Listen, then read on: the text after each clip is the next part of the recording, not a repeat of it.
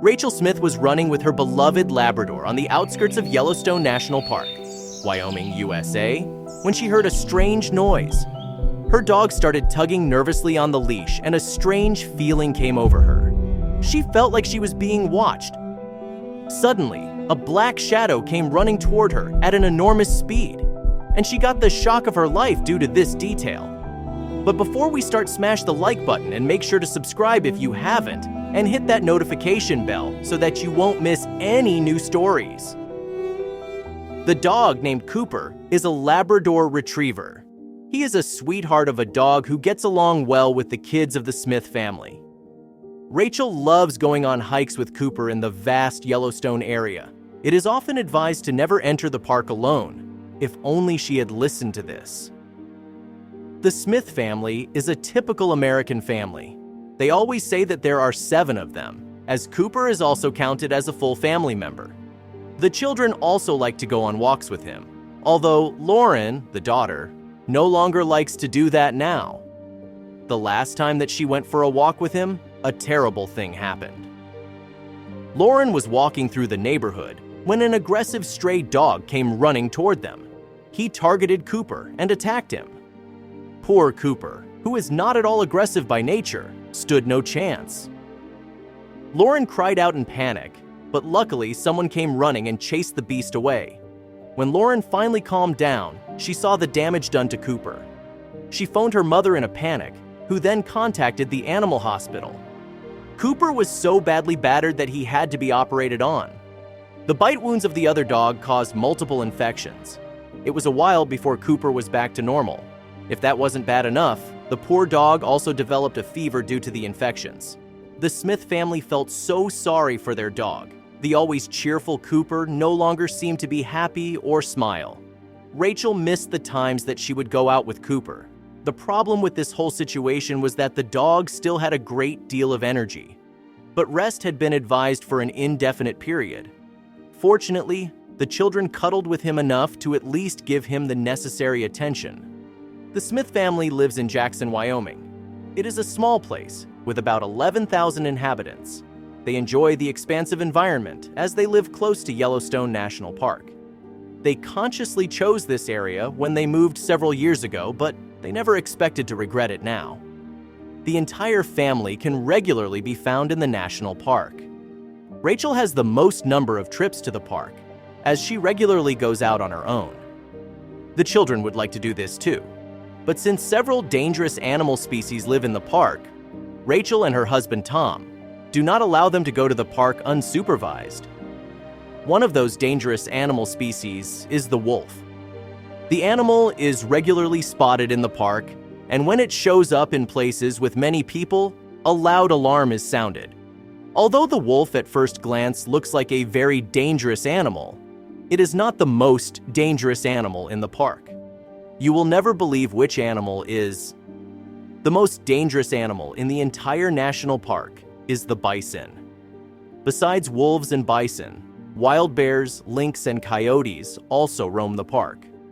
Basically, you would be wise not to go out alone. One day, after a heated argument with Tom, Rachel had to let off some steam and decided to go to the park. Fortunately, Sweet Cooper had now recovered and could accompany Rachel on her tour of the national park. During the walk, several things about the conflict with Tom went through her mind. Why is he away so often? She wondered aloud. Does he have a lover? She couldn't stop worrying and wondering. The father of my children? Seeing another woman? The thoughts that went through her mind were making her upset.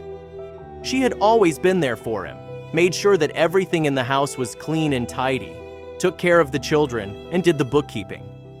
Cooper felt that she was sad, or so Rachel thought.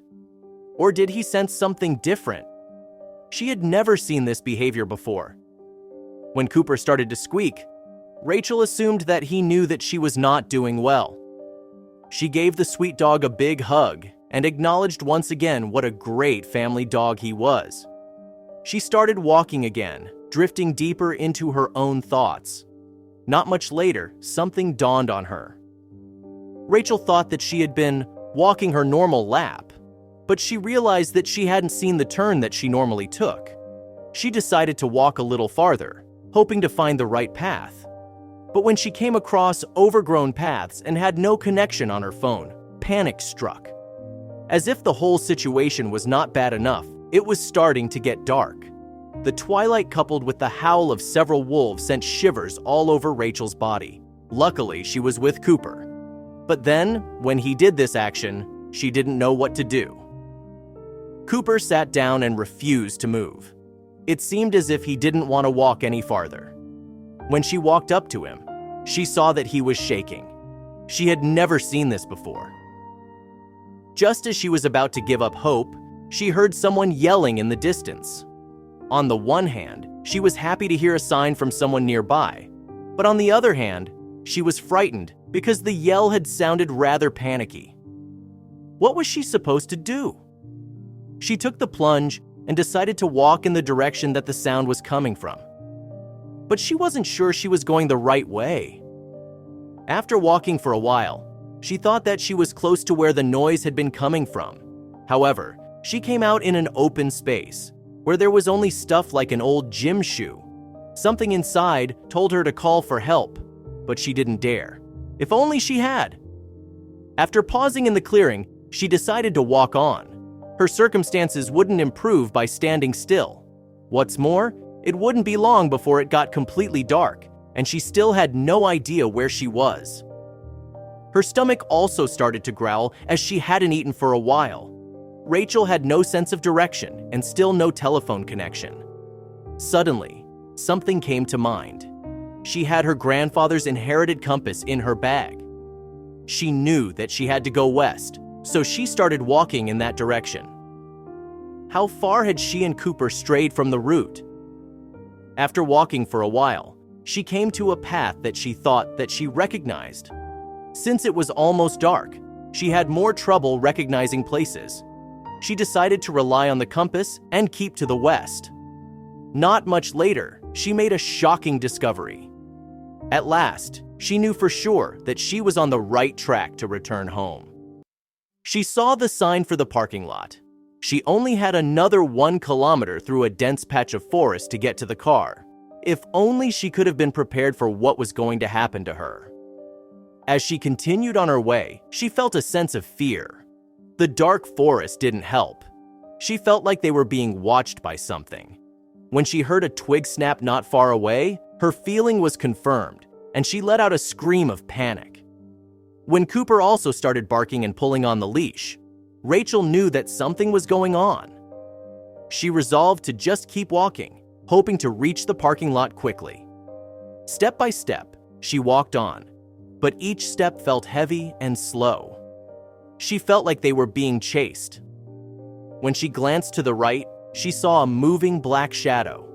She couldn't take it anymore and started running. In a panic, she let go of Cooper's leash, who luckily kept pace with her. At first, she didn't realize that when she started running, something else also started to move. While running, Rachel looked back frequently. She couldn't quite see what it was, but as she ran, she pleaded, "Please don't let it be a wolf." The end of the forest and the beginning of the parking lot was in sight. She was almost safe, but just before she got to the end, the shadow caught up to them. All she saw was a black shadow that looked just like the figure of a wolf. When they had caught up, she froze. The black shadow also stopped and stared quietly at Rachel and Cooper. She didn't know if it was a wolf, but she saw that it had a mouth with enormous teeth. Step by step, the dangerous animal came closer. It took a moment for Rachel to react, but then she heard yelling again. This time, she screamed for help. The animal seemed to get nervous about this and stopped walking. It also dropped something from its mouth, but Rachel only saw what it was after looking 3 times. The object that the beast had dropped from its mouth was a pine cone. Rachel looked around in amazement and couldn't understand the whole situation. Not much later, she heard the voice again, nearby this time. "Max, where are you?" the voice called out. When a man walked around the other side of a tree, all the pieces of the puzzle came together. The beast turned out to be just a normal dog with a pine cone in his mouth. The dog, named Max, had already started to return to his owner. It took Rachel a while to calm down completely, but she was very happy that she hadn't been in danger after all. The man apologized for his dog's behavior, and they walked to the parking lot together. Finally, Rachel and Cooper were back in the car to go home. Rachel had never experienced a hectic day like this before. After this bizarre day, she wanted nothing more than to go home as soon as possible. Nothing could make her day any longer. At least, that's what she thought. Once she got home, she immediately noticed that something strange was going on. The whole house was decorated with lights, and a special path had been set out to the backyard. She decided to follow the lights, and there she found a tired Tom, who had been waiting for her this whole time. But what was all this for? Tom had taken the kids to his parents so they would finally have quality time, just the two of them. He apologized for his behavior, but insisted that he was not seeing anybody else, just working a lot. Tom said that he loved her as much as the moment they had met, which Rachel had secretly hoped to hear. Did you see that this monster is not a monster, but a sweet dog with a pine cone in his mouth? We also had to look 3 times before we realized it.